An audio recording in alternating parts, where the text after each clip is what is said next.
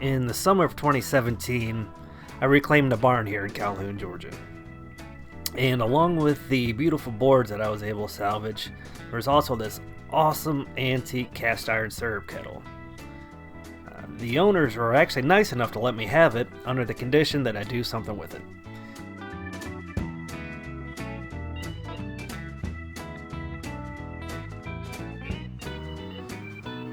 Last week here in North Georgia, we got a taste of an early spring. Beautiful weather. It made me want to sit outside, smoke a cigar, hang out by a fire. And I figured, hey, I got a syrup kettle. I need a fire pit. Let's make a fire pit out of this syrup kettle.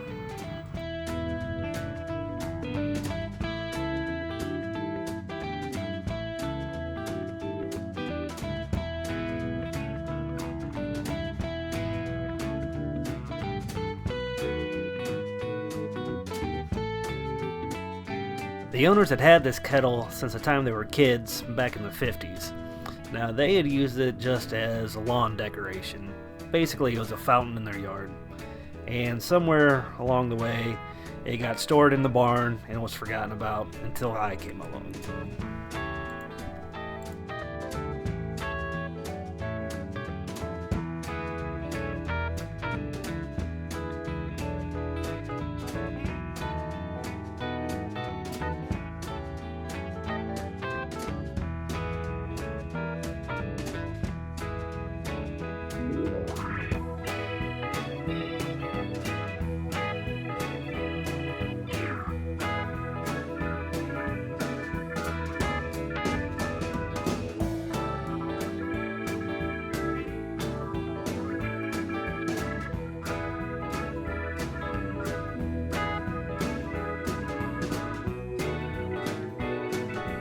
This syrup kettle is a great piece of Southern history, and more precisely, Georgia and Tennessee history.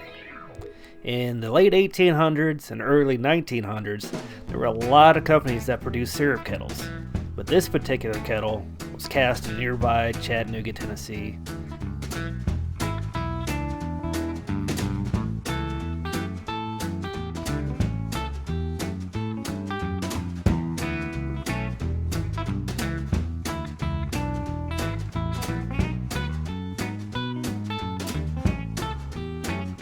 This syrup kettle was cast by the Chattanooga Plow Company.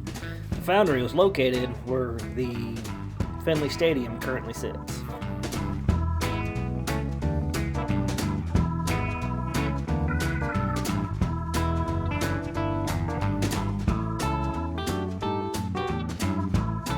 Now, you may ask, I thought the Chattanooga Plow Company only made plows. Weren't they known for the Chattanooga Plow? Fact of the matter is, a big part of their business to go along with the plows was making equipment for processing sugarcane. They also built cane mills, evaporators, and furnaces to go along with the many different sizes of syrup kettles.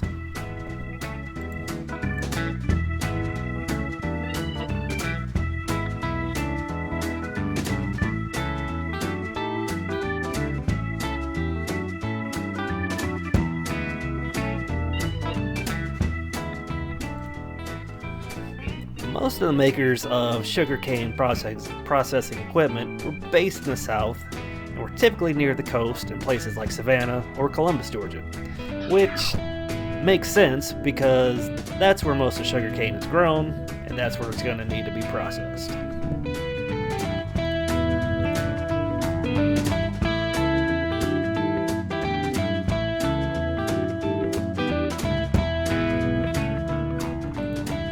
Now, the Chattanooga Plow Company, instead of marketing here in the States and competing in Savannah or Jacksonville or some of those places, they went down to the Caribbean islands and made a killing down there selling their sugarcane processing equipment. Now, this may have also been because I'm sure the salesmen or the owners were like, hey, let's go down to the islands.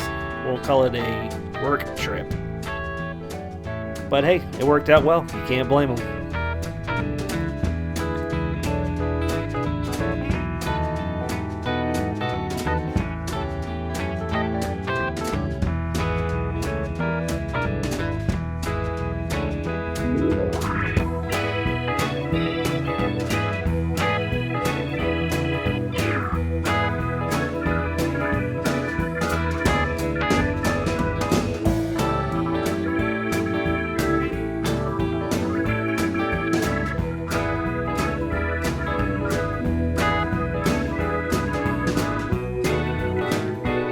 Pretty awesome to think that this kettle may have once been used to process sugarcane in Jamaica or maybe Puerto Rico, and then somehow, some way, it found its way back home to North Georgia.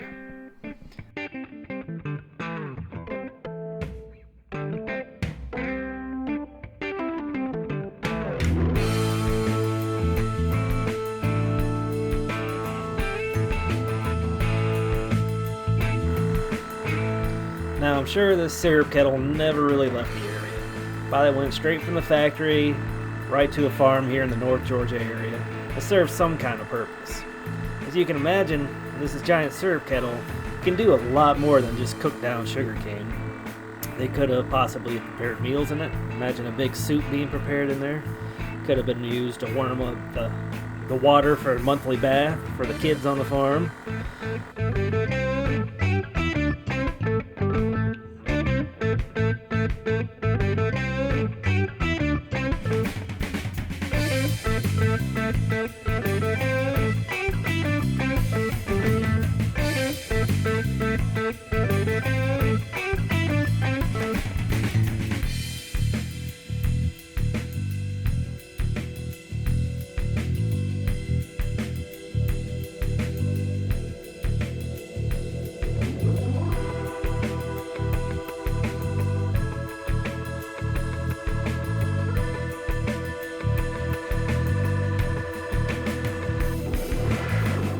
Where this syrup kettle has been and what it was used for, I have no idea.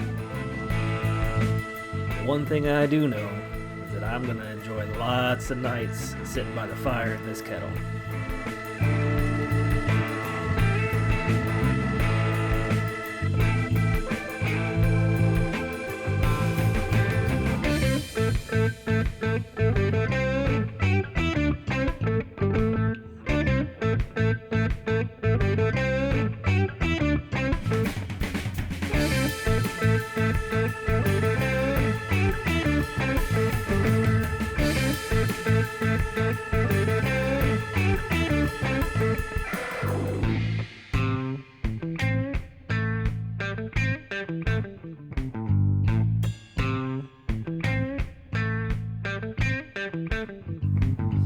One of the best parts about using reclaimed materials and found objects is that I become part of this story.